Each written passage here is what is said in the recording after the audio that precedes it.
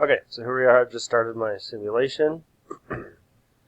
I'll show that my reset button resets both these digits to 0.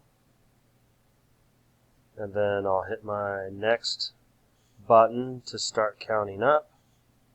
1, 2, 3, 4, 5, 6, 7, 8, 9. Now if everything goes right, oh yeah. Okay, we're working. At this point, I'd like you to know that I'm sparing you all the time me pushing this button back on pause. Now here we are, nearing our moment of truth. So as I hit, I'm on my 78th customer, and I'm looking forward to the end of my day.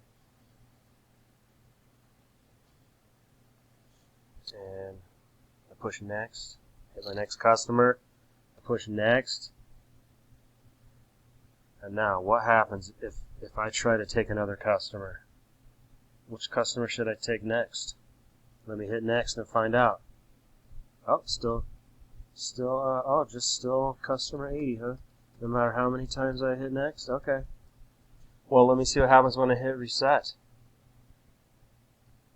Both 0, and if I start counting again, now this is the next person on their shift.